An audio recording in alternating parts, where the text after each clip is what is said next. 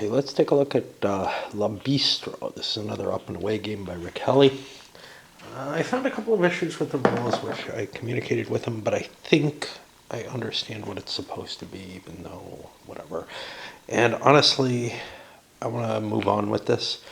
And I've been fiddling around with it for a little while because it's a very, very procedural game. And the rule book's very procedural. And probably could use quite a bit of tightening up. It's about managing restaurants. And not on kind of the fast food franchise kind of way, but more in the sense of, at least at the beginning, it seems like smaller restaurants within a city, but it actually seems like that's the whole game. Now, there are some things that make me question that, notably the price increase track. We'll see how much that works. I'm a little worried about that. The game comes with a few components for you. Each player has a sheet. Now these are in color. The ones that actually come with the printed version of the game are in black and white. You get a whole bunch of them. But, oh, is there something else on here? No. You get a whole bunch of them, and you're basically going to be recording information on paper, which I do not like the idea of. So I pulled out good old Republic of Rome, which has a lot of number counters.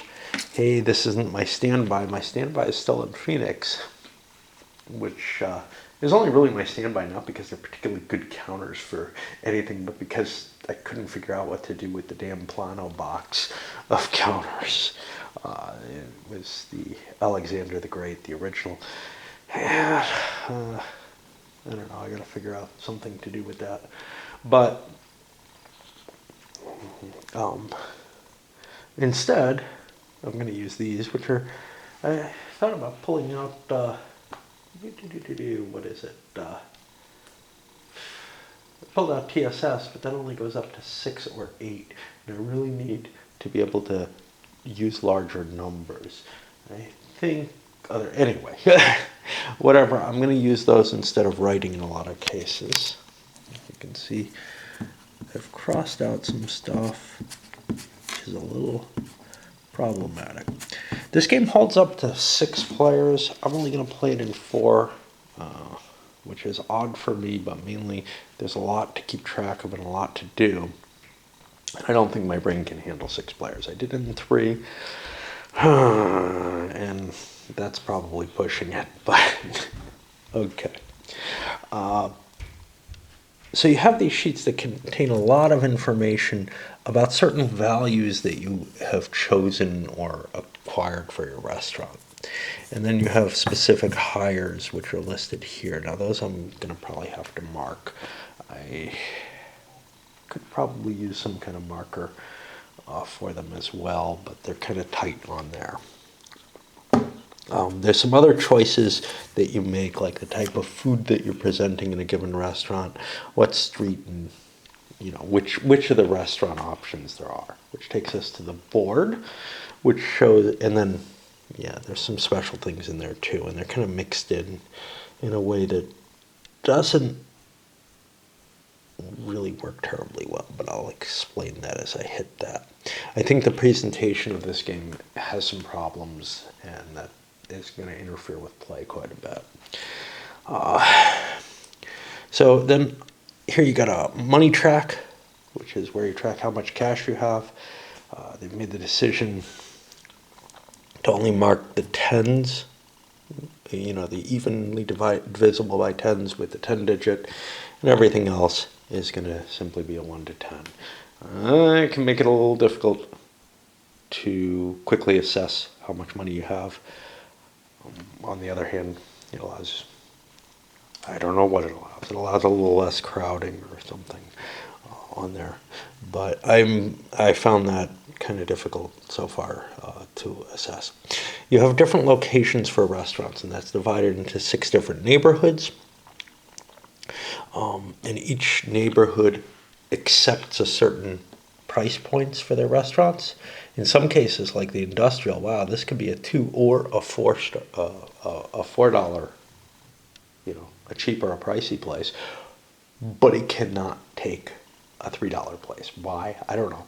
You know, I mean, no real great reason. And restaurants might have a particular size to them. And then the number here is how expensive that restaurant is to start up. No matter what kind of food or whatever you're preparing, it's going to have a certain cost. Here we got a turn record track, which is pretty simple. You go through this many turns. So you start in the start box, then after you complete a turn, after you complete a turn, after you complete a turn, so it lasts 4 turns in a 3-player game. Okay, easy enough. 2 players, they make it a little longer. Although I'm not quite sure the reasoning behind that, because honestly, you get to do more the more players there are. So you get more activity in your turns. I don't know how big a deal it is that it's a little longer there.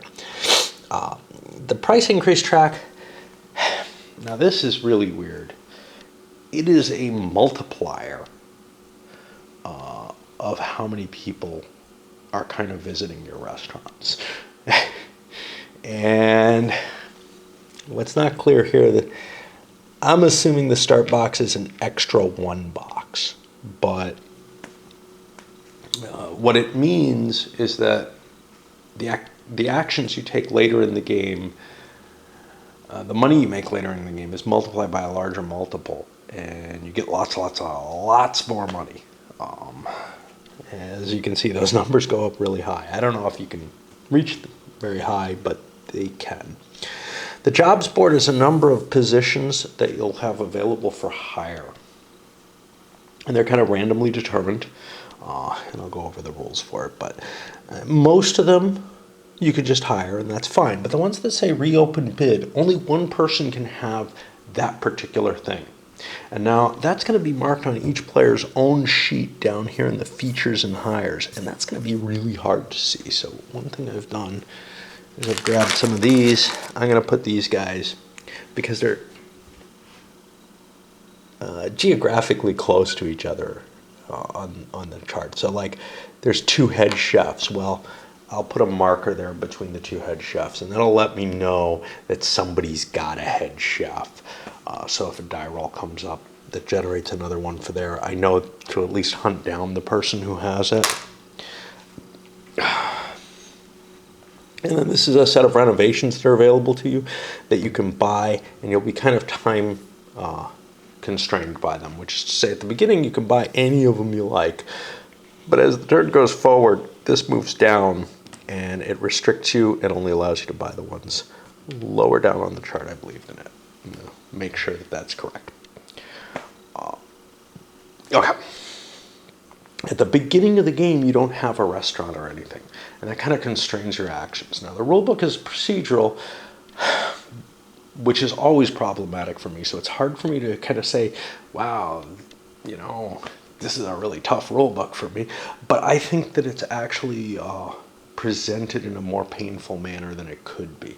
I'm not quite sure what can be done better, but I know that concepts are like referred to before they're introduced and stuff like that, and it's just very, very difficult. And since there's no indexing, that becomes problematic. Now, it is just €1, and there's only 12 pages, much of which, only 9 of which count, and this one doesn't give me much. So there's a fairly small rule book, and it's not cluttered by all kind of colorful pictures and everything. So it's a little easier to assess than it might otherwise be, but it doesn't refer you to rules numbers the way like an SPI game would in terms of getting you a good indexing into where you have to be.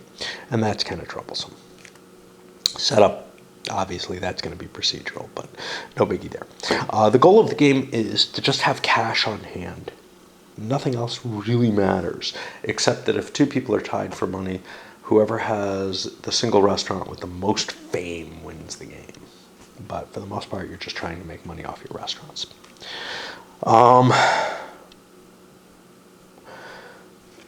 They say there's 2 types of turns. Basically,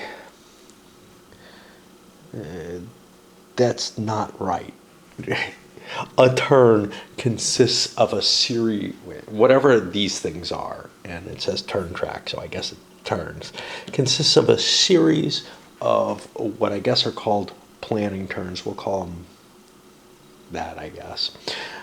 And then at the end of that, basically when this runs out, you're going to hit a payouts phase where you randomly determine, using this chart, where the different customers want to go and how they're going to be based.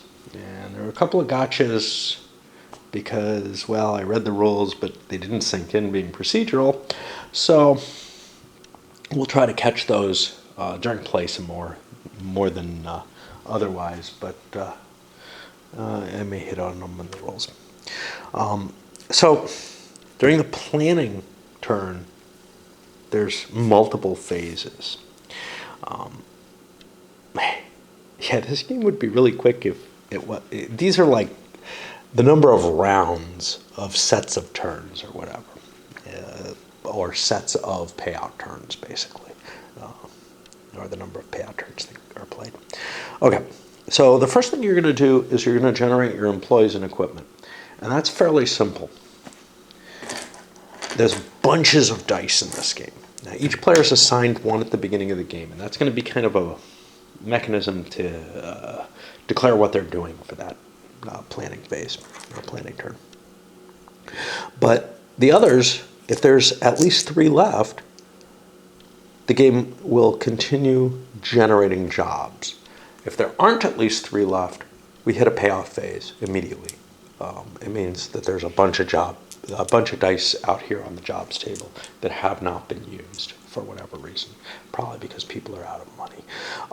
The way you generate jobs is you roll a die, and that gets you, I believe, this one, you do the row first, I think. That's how I was doing it. And then you roll another one for column. So I'd get a 4 and then a 6. That means there'd be a cashier. Now they suggest using a 5 for this because jobs board is a type 5 thing to do. Renovations is a type 6. Remember, you do some planning with your dice. Well, on a 5 you get to use this board. On a 6 you get to use this one. The others aren't represented with dice there, but they are represented here. You can play with your price on a 1. A 2 is going to allow you to fiddle with time. 3 and 4, loans and ads, respectively. And then there's one more remaining thing, which is if you don't use a die, if you use a cube instead, you're declaring that you want to buy a new restaurant. And we'll go into these different options. So what happens after those dice are rolled and 3 of these are assigned, and they won't be assigned if you hit the same number. I believe it does not happen again. Okay. Right.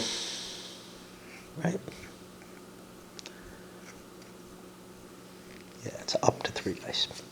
So if you hit the same space that's already got a die in it, you just skip that, and hey, maybe that lengthens the amount of turns. Then each player takes a die and conceals it under their hand or whatever with a value indicating what they want to do for that planning turn. And there's one other option, which is they can conceal a cube, and that allows them to go for a restaurant, for getting a new restaurant. On the first turn of the game, there's nothing you can do except a property manager action, which is the one where you don't use a die. And that is because nobody has a restaurant to begin with. Okay, well, gee, it would be nice if that was the first thing we discussed, because everybody's got to do that first. It's not in the rules, and that's, like I said, there's a lot of this where I feel like the most important thing, the thing you have to deal with first is not represented first in the rule setup. Okay, so let's jump to that because I think it's the easiest way to learn this. So if you choose this option, you have to buy a building or rent a building, however you want to put it. Now, during the game, you can only have 2 restaurants at any, period. Now, if multiple people, like on the first turn, they end up choosing this option, Well, whoever has the most money gets the first choice, which makes sense. Um, of course, they could shut out someone who doesn't have enough money to exercise that option. That won't be the case at the beginning of the game because everybody's got $30 and every property goes for $30. So, nobody's going to be able to take those cheaper properties. So you will be able to afford one. If there's still a tie, it's randomly determined, which I'll do by the initial player order that I've got, which is just going to be going counterclockwise around the colors. Okay. Now, what happens is you don't get to just choose something. You pick something and you put a bid on it. And that means if one of these is intrinsically just very good for the number of players or whatever, well, other players can try to overbid you. So for example, let's say you want this big downtown 27 people or 27 buck, but it's got a lot of people available to it. Let's say you want that. Well, if you bid 27 on it, someone else can overbid you at 28 or whatever. You only have $30, so you really don't want to be spending that much on a restaurant. But what I've actually seen, even in 3 players, you really don't want to go for too expensive a restaurant at all. You want some cash to be able to capture things. But on the other hand, in 3, there were enough dice that, like, well, we'll see how that works out when we play. But there were enough enough customers willing to come that it kind of didn't matter whether your restaurant was any good or not. People would still come to eat at it, even if the food quality was rancid, which is what it starts out at. It starts out at 0. Okay. Anyway, where were we?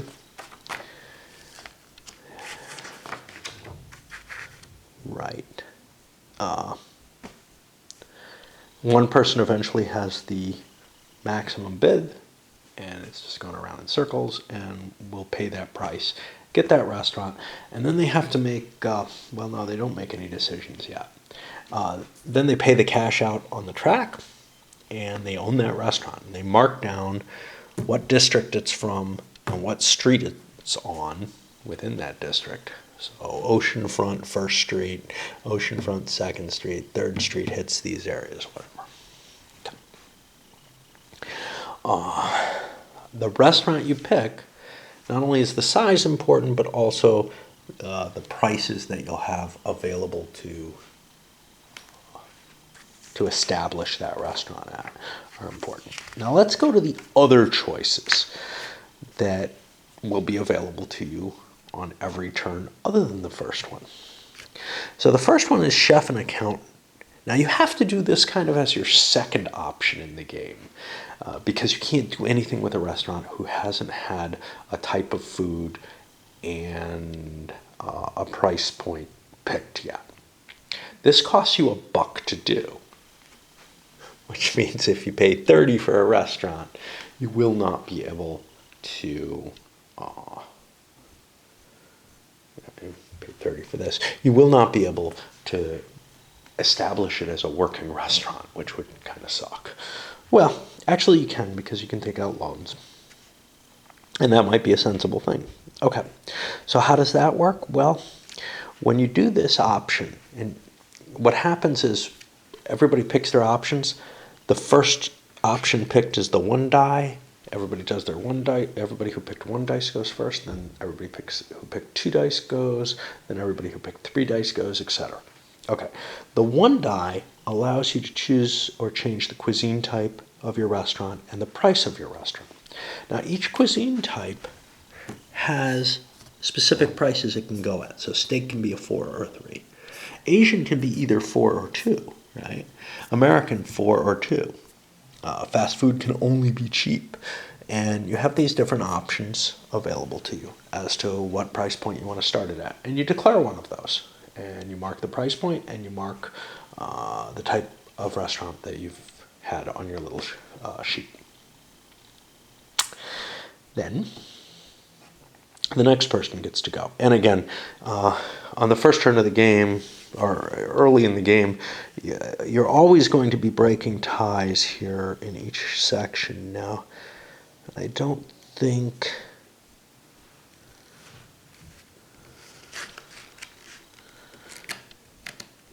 Yeah, I don't think they even... Yeah, they do have an order determination. Whoever has the most money gets first choice, which is a bad thing because you're announcing your intentions before the next person. But it could scare somebody off of a type. Okay. Number 2 is time passes. What this is going to do is you put the die that you chose, I don't know, you're holding on to it, but basically at the end of that cycle, you're going to roll an extra die and it'll help move this thing forward. Basically, you don't have much to do. It's kind of your pass option to push things along. You have to choose an option. You don't necessarily have to do anything with the option. So far, the 2 is the best thing that you can do without doing anything, but you could choose other things that don't do anything, I think. I'm not positive of that, but I think advertising, yeah, advertising is any amount desired, so you can do a complete pass with that. Okay, type 3 is choice 3 is a banker. This allows you to take 10 extra money, and you mark down that you have a loan, which I'm sure is somewhere on this sheet. Yeah, you mark down how many loans you've taken over the course of the game. You could also instead pay back loans, and that'll cost you $10 per loan you pay back. Now, each time you do a payouts, you're gonna have to pay $1 for each loan you have out of your remaining cash. If you have no cash, there's no effect at all. You don't have to take out additional loans or anything. So if you can boil your money down, the loans don't really hurt you, but they will hurt you at the end of the game. They're worth $11 off your final score at the end of the game for each loan. The 4th is an ad agency. Gotta swap batteries. Not a lot here either, but the 4th is an ad agency. This allows you to pay $2 per point of advertising you want to use. You just mark it off on your track, write down the number of ads that you have, and what's important here, and you got room for 2 restaurants. What's important here is usually, and this will be true with all the values that you have in this game. This was not clear to me when I first started playing. You'll see in the rules, but is usually to get into one of these bands. So anybody less than 2 ads is in the same band. Anyone between 2 and 3 is in the same band, and anyone over 3 is in the same band. It doesn't really help you much to do more than 3 advertising. But we'll see what goes with that. Now, advertising is kind of funky because it only lasts for the current payout section. It's not terribly cheap at $2 a pop. There are things here, you can get ambiance for as low as $1 a pop and $2 here, and that lasts for the game. So you might not want to advertise. But on the other hand, we'll see. And again, we have an ordering here. You secretly record if multiple people do it. I don't think there's an ordering here. There probably should be. Okay. And as they say, if you want to do nothing at all, you can pick ads because you're allowed to buy a 0. Okay, the jobs board, if you pick option number 5, it means that you get to pick one of these things. And it, like the properties, goes up for bid. The person who has the most money gets to pick the first thing.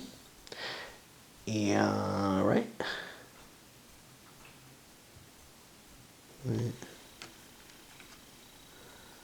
This is weird because, I think the person with the most money gets the first choice of bid. He gets to pick a place, and then everyone else gets to bid until everybody drops out. And each person's only allowed to buy one thing. but maybe you pick something that other people want, so they bid in on it. Now, there's a couple of special cases here. Most of these, each person can only have one of. For example, maitre d' service. And when you get it, you get +2 to your service, which gets added on here. And you'd cross out the 0 and write a 2 in. And you'd worry about your bands here. So if it's less than 3, I'm in that crappy band. If it's between 3 and 10, I'm in a decent band. And if it goes above 10, I'm in a good band. Well, some of them, like Food Runner, gives you +1 service, and you're allowed to have as many as you like. Now, that means when you pick something that doesn't say that greater than 1, you have to cross it off here.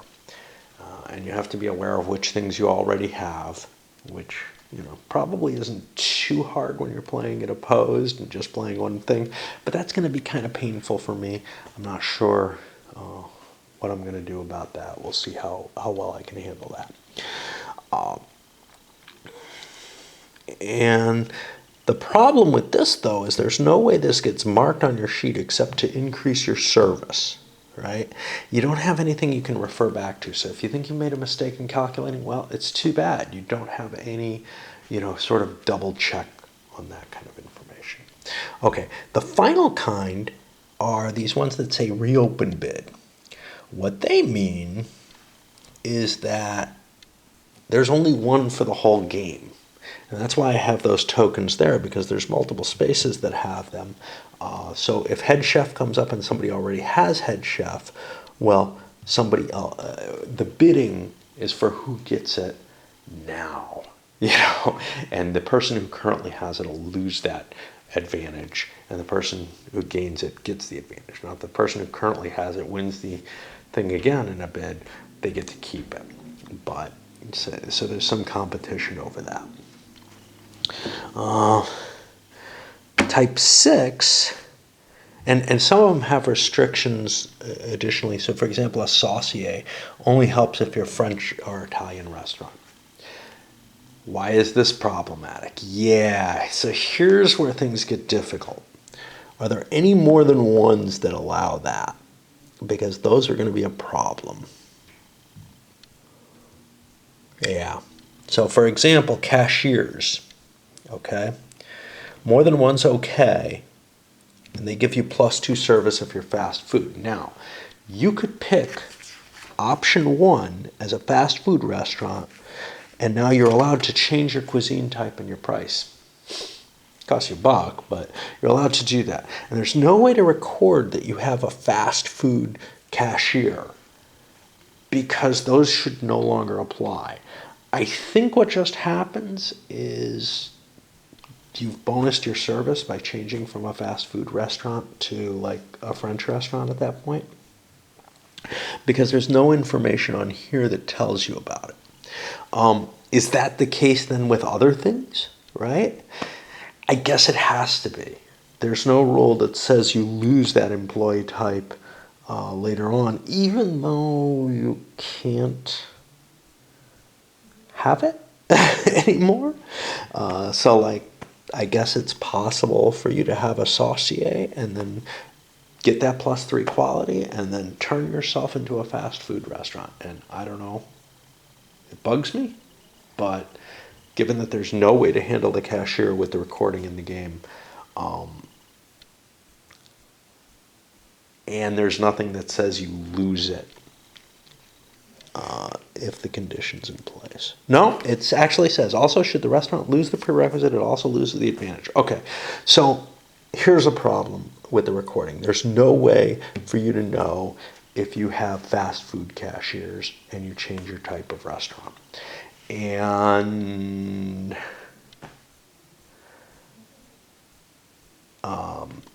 so you would lose if you went to fast food with a saucier, but having lots of cashiers at a French restaurant would be okay, because there's no way to record that on the sheet. And I don't think that's what they mean.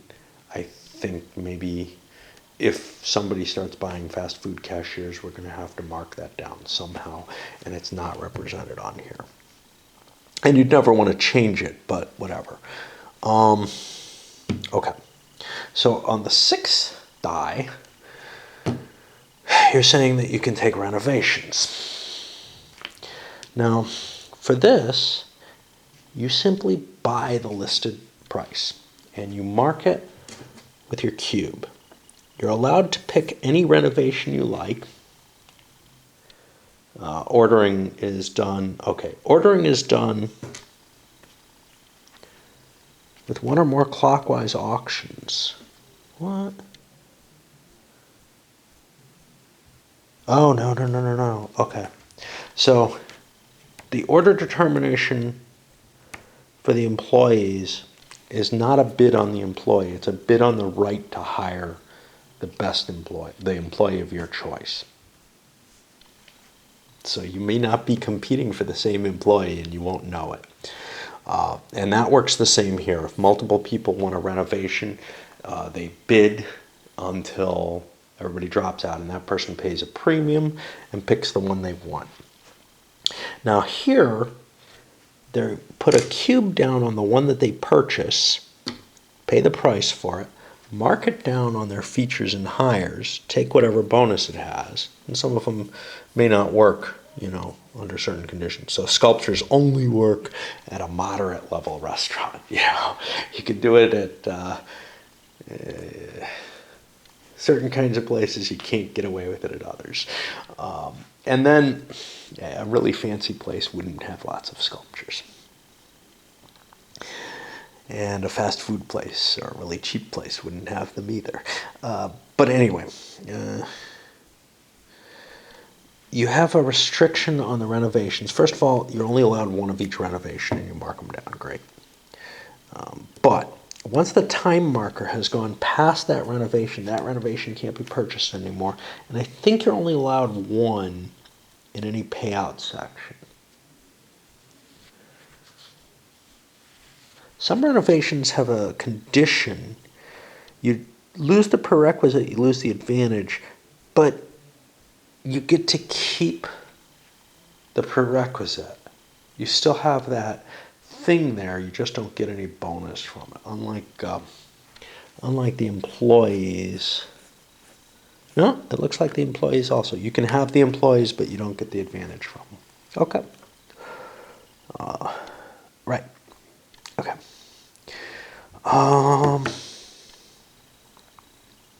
There was something else. Yeah, there was some. So, when you pick the renovation,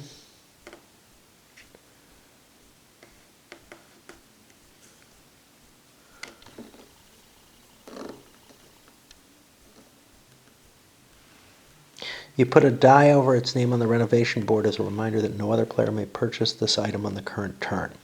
Now, because of that, you put a die? Yeah, okay, that's fine.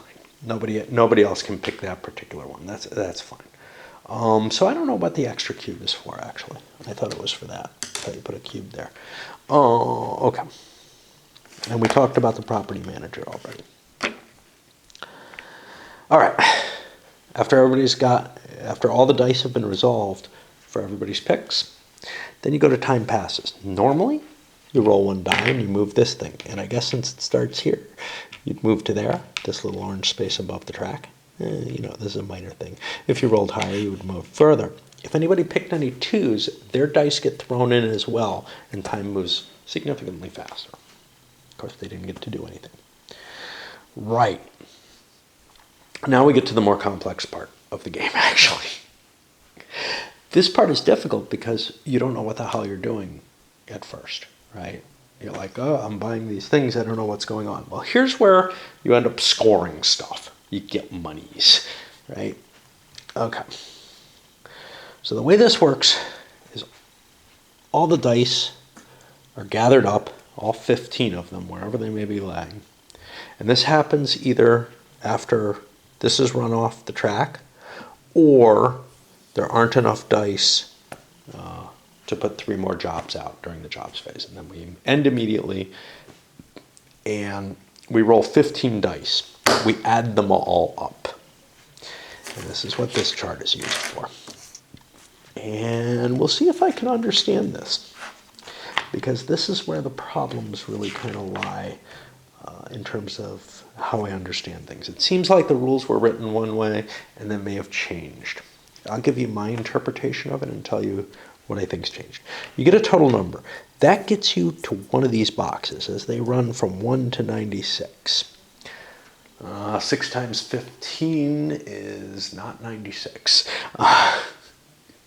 It's 90, but it gets you close.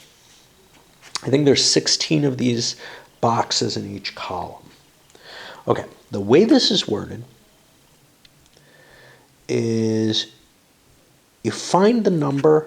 So after you roll the dice, let's say I rolled these, we add them up, we get some number. I don't care, 6, 18, 21. Be careful not to move the dice. 30, you're going to need them. 31, 42, 51. Okay, so I find the 51 space on here, which is here. I look up here to the top of the column, and I get a 3. That means I take a die with the number 3 on it and put it in that space. Okay. If I don't have that number, then I go to each higher numbered space until there's one whose column matches a die. So if no 3s were rolled, I would say go to the 52 space. Are any 4s available? Well, we can see actually there are no 4s available, so that would have been one of the problems. But as it is, we had a 3, so we put it there. Uh-oh, got to swap it. The rules are written. You take a die showing the next highest number after the one just placed. I placed a 3, I put a 4. No 4s. Okay.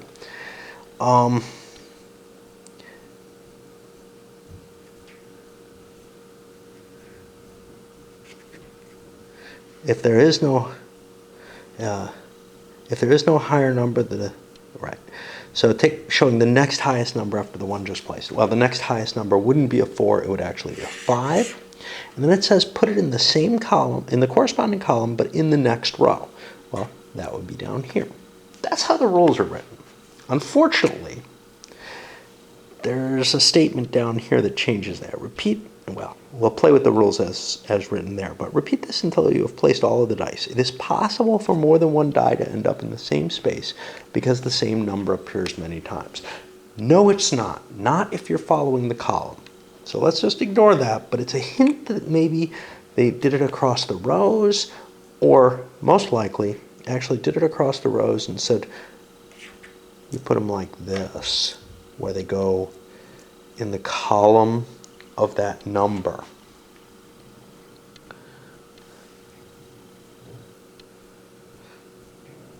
Now, maybe what they mean by corresponding column is I take that 5 and the corresponding column is this one and the next row is here, and maybe I'm supposed to jump it down there, and that really starts randomizing things. Let's see if that makes sense, because maybe that's what they mean. Because that would start to make some sense. Okay.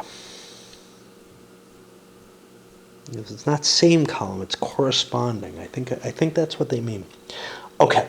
So then the next die would be a 6. That would be in the corresponding column here. That would go here. Is it still possible to get 15? I don't think it is. I don't think it's going to be possible to get 2 dice in the same space still, which is cool. Now we go down to the next lowest, which would be a 1. And that would be in this corresponding column on the next row would be down here. Then we go to 2. That would jump here. Yeah, I like this better. This is even more random than what I was seeing. 6 would go down here. 1 would go over here. We'd get a 2 up here because it wraps around. 3 here. 6 over here. See, the problem is there's only 15 rows, or there's only 16 rows and there's 15 dice. So I don't see that it gets into the same space anyway. Now we go back around to 1 and it goes here. 3 will jump over here. 6 over here. And then back around to 3 here. Okay, this is more painful, but I think that's what's meant by corresponding column as opposed to in the continuous column. And that gives you a little bit more random placement than you were getting otherwise. Okay. Now, here we get ugly again. Resolve the dice at the top left and moving to ever-increasing box numbers. Okay, that sounds easy. I'd start here. Well, this is the next increasing. Okay, this is the one I'd use. Great. Resolving a die is the process of removing it. Okay, it sounds like I'm going to, handle this one. No. Purple boxes. Resolve all of the dice on purple boxes, which represent discerning diners first. The resolution process for those diners differs slightly. This whole section really kind of needs some rewriting. And then you return to the top left and do the rest of the remaining dice. So what I have to do is I have to skim and look for any purple spaces. So here's one. Now, unfortunately, the rules don't talk about purple spaces until much later. There's a basic procedure, though, that we go into, and I'll talk about it first for purple spaces, because it's actually simpler for purple spaces. It could have been better written if it handled that. So for purple spaces, what you do is you go and we take this one, and we look at the first category, novelty. If one restaurant has the highest novelty, it wins, and it gets that die.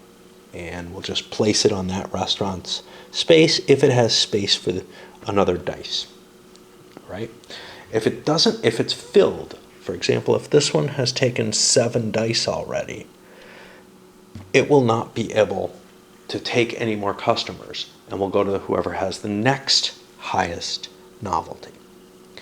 If 2 places or more are tied for novelty, then we go to the next category, which is ambiance. We compare them all, right? And it's just where this die ends up. Okay. There are a number of different categories. Some of them include like location, which is how close you are to the die roll number, and stuff like that. So there's a lot going on there.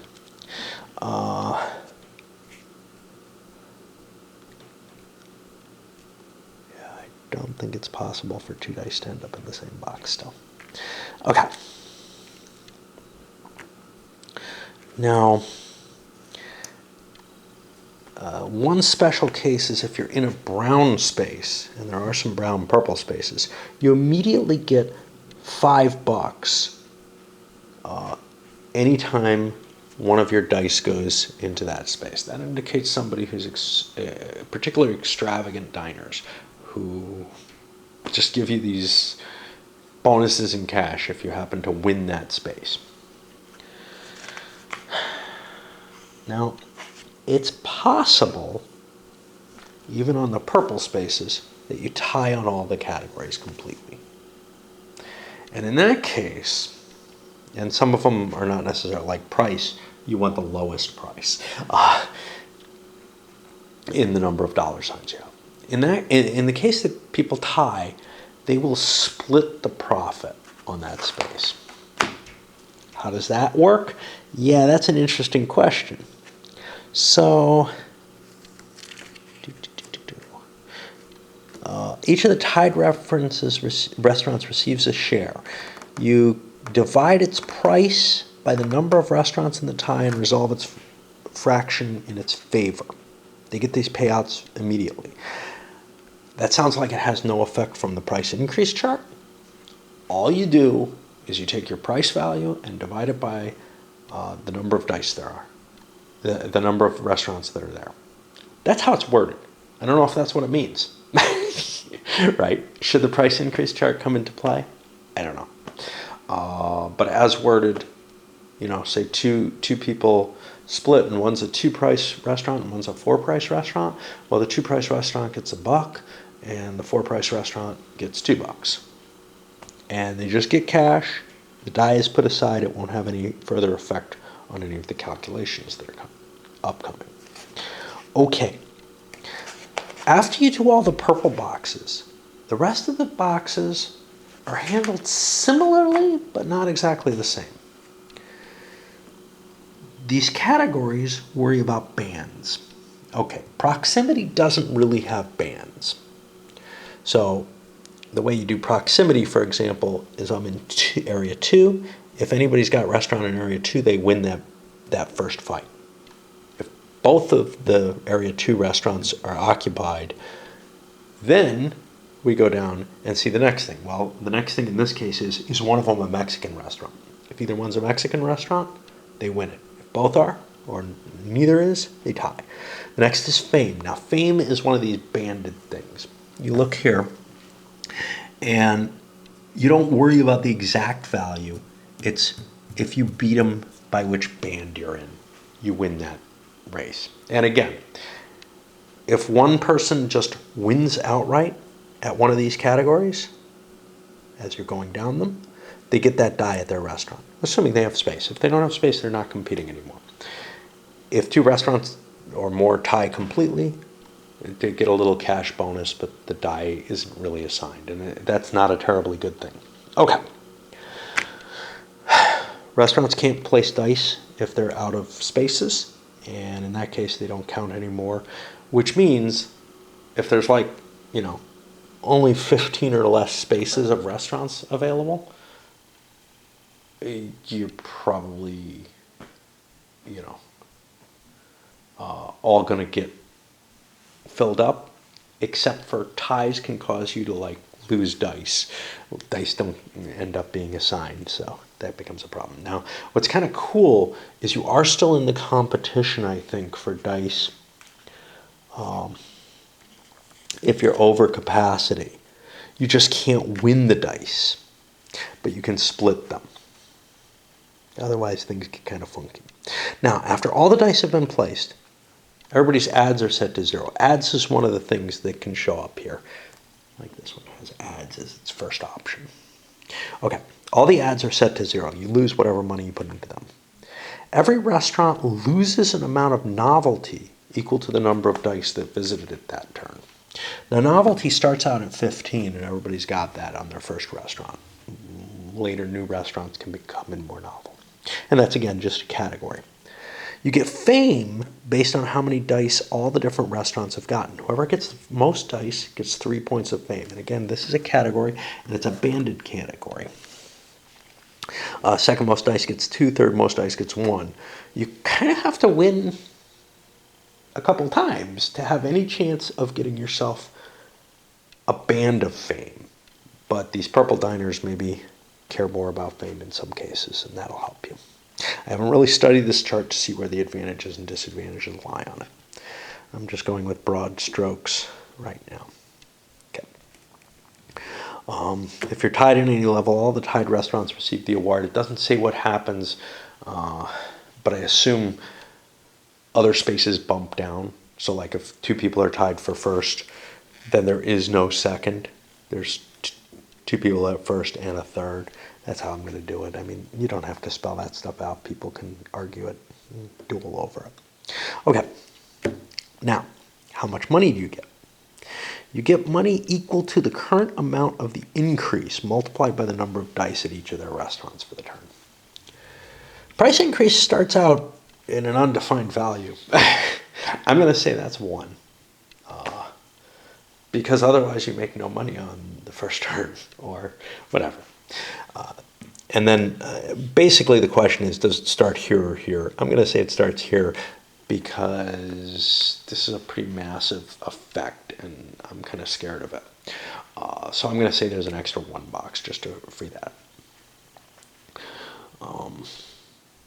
So however many diners you have is multiplied by this number, which means if you don't get diners and this is going up high, you're falling behind quite far. So you've got to have your restaurants operating effectively, towards the end of the game. Early on, you might be able to get by without filling them up, but anyway, you get that number, that product of the number of dice you have times the current price increase track. And then you multiply it by the number of dollar signs that your restaurant is worth. Okay? And that's how much cash you get. And it's just marked down. That's your regular income. Then you have to pay $1 for each loan you have. On the last turn, you pay $11 for each loan.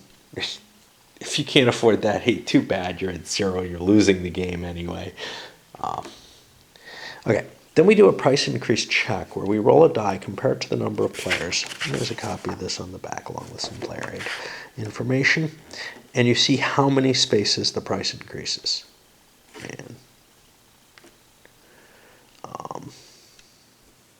And then the turn marker moves forward. If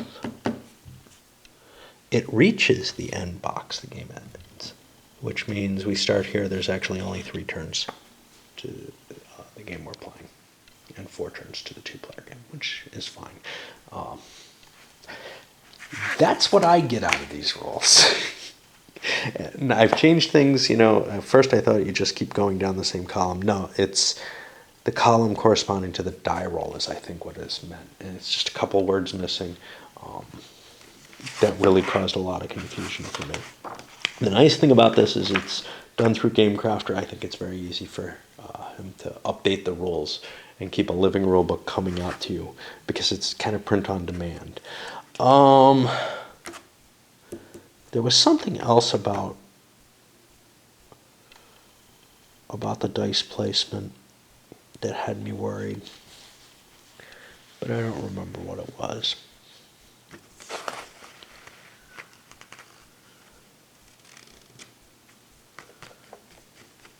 I thought there was I had another question here, and it may be resolved by this. Anyway, glad I jumped into the rules again instead of doing that. We'll get started and play through a little bit, but I'm going to load this one up. Got to give it some time to recharge the batteries too, so maybe not tonight.